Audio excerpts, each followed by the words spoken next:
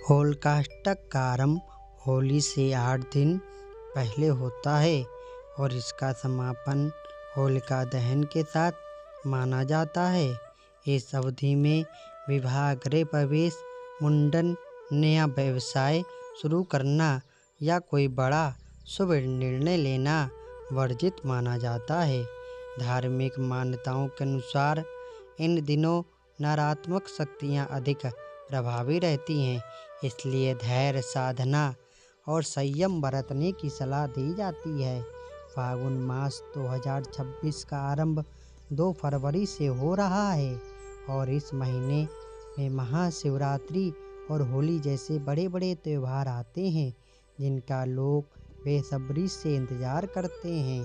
फागुन मास का ये समय धार्मिक और सांस्कृतिक दृष्टि से बेहद महत्वपूर्ण माना जाता है, क्योंकि ये शुभ अवसर और त्योहारों का महीना है।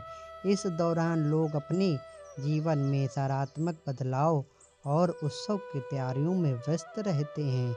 होली से ठीक 8 दिन पहले होलिकाष्टक की अवधि शुरू हो जाती है, जिसे ज्योतिषीय दृष्टि से नकारात्मक ऊर्जाओं से भरा माना जाता है। इस दौरान किसी भी शुभ या मांगलिक कार्य को करने की मनाही होती है, इसलिए सावधानी बरतना बेहद ज़रूरी है। 2026 में होलिकाष्टक की शुरुआत और होली की तिथि जानना महत्वपूर्ण है, ताकि इस अवधि में धर्म, परंपरा और समय का सही पालन किया जा सके। होलिकाष्टक की अवधि फागुन मास की शुक्ल पक्ष की अष्टमी से शुरू होकर पूर्णिमा तक मानी जाती है।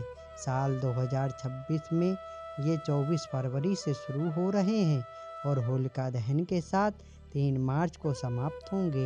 ये समय धार्मिक और दृष्टि से अत्यंत महत्वपूर्ण माना जाता है, क्योंकि इस दौरान नकारात्मक ऊर्जाओं का प्रभाव बढ़ जाता है।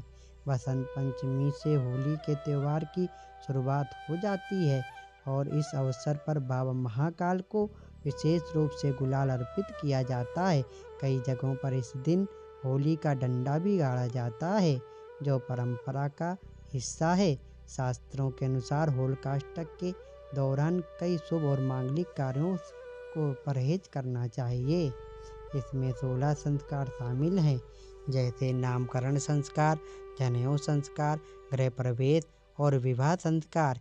इसके अलावा इस दौरान हवन, यज्ञ और अन्य धार्मिक कर्म नहीं किए जाते हैं।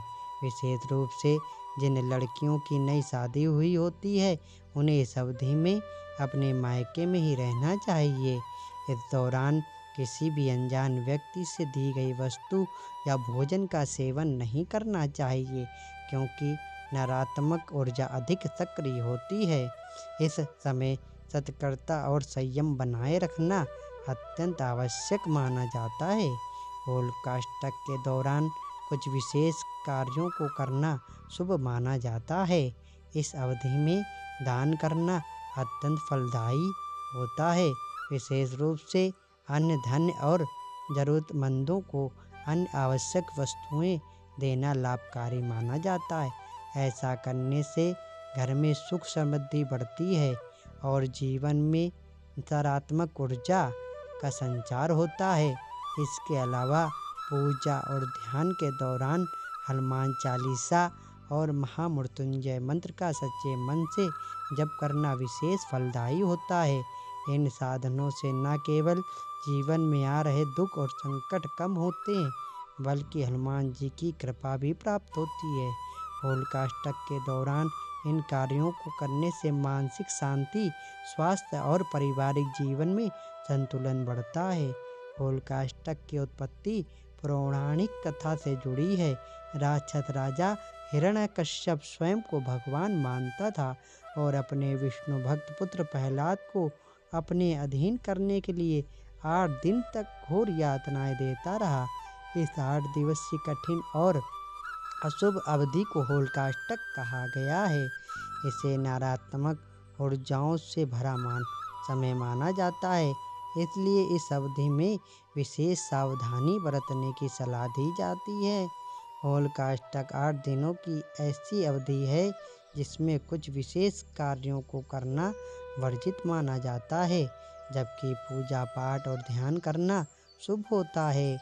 इस दौरान विवाह, गृह प्रवेश, नए व्यवसाय या किसी भी प्रकार के अन्य मांगलिक कार्य नहीं करने की सलाह दी जाती है।